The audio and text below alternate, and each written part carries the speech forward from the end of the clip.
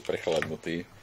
A dnes sme mali rokovanie Republikovej rady, kde sme sa zaoberali samozrejme aj s otázkami, ktoré sa týkajú budúcich parlamentných volieb. V prvom rade sme prijali rozpočet strany na tento rok a zároveň sme prijali aj jednu výzvu, jedno uznesenie pod názvom Slovensko môže opäť raz. O tom by som vás chcel informovať, lebo to považujeme za najdôležitejšie.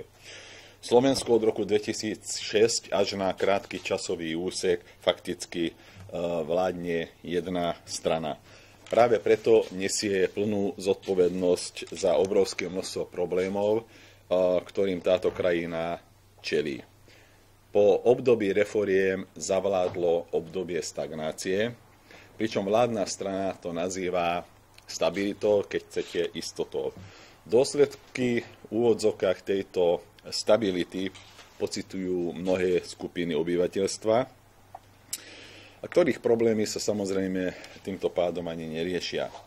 Zároveň musím konštatovať, že Slovensko sa začína čoraz viac približovať východu. Nejednoznačná zahraničná politika, rastúca šedá ekonómia, ale takisto aj rozsiahla korupcia, ktorého sme svedkami, sú len niektoré negatívne javy tohto javu, negatívne aspekty tohto javu. Je preto veľmi dôležité, aby táto stagnácia vo voľbách, voľbách v roku 2016 skončila.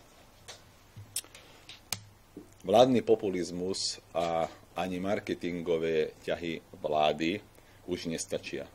Slovensko potrebuje čitateľný program, systémové zmeny, aj vtedy, keď neprinášajú okamžité výsledky. Mosíd takýto program má, ako viete, volá sa to občianska vízia. A občianska vízia je program slušného, tolerantného a prosperujúceho Slovenska pre všetkých občanov Slovenskej republiky, či sú to živnostníci, alebo zamestnanci, študenti, dôchodcovia, Maďari, Slováci, alebo aj príslušníci iných národnostných menšín. Preto aj dnes Republiková rada prijala vyhlásenie parlamentným voľbám 2016 pod názvom Je čas opäť rásť. Potvrdzujeme tú našu ambíciu vytvoriť vládu, ktorá bude schopná priniesť ľuďom na Slovensku opäť rast a prosperitu. Sme si vedomí, že žiadna strana nebude schopná vytvoriť sama alternatívu voči Smeru. Sme však presvedčení práve o tom, že programová blízkosť strán, schopnosť spolupráce sú predpoklady pre fungujúcu budúcu vládu. V súčasnosti ako reálna sa nám javí takáto možná spolupráca medzi stranami Mosthíd, KDH a Sieť. Len taká vláda, ktorej cieľom nebude moc, ale systémové zmeny v krajine môže fakticky pomôcť Slovensku a môže posunúť Slovensko teda dopredu. A práve preto Mosthíd chce byť spoluúčasťou alebo chce byť určitým spôsobom tou stranou, ktorá napomôže vytvoreniu takéto alternatívy a chce, aby Slovensko mohlo opäť rásť. Na začiatok asi toľko. Ďakujem pekne. Nech sa páči, priestor pre vaše otázky. Nech sa páči, táto. Dobrý deň, na prvý dobrý. Pán predseda, ja som to spýtal, spomínali ste tých potenciálnych koaličných partnerov. Momentálne v parlamente sedí aj viacero pravicových strán. To znamená, tie, ktoré ste nespomenuli, je kvôli tomu, že tomu nepovažujete za relevantný vzhľadom na nejakú prieskumu alebo skôr hodnotovo.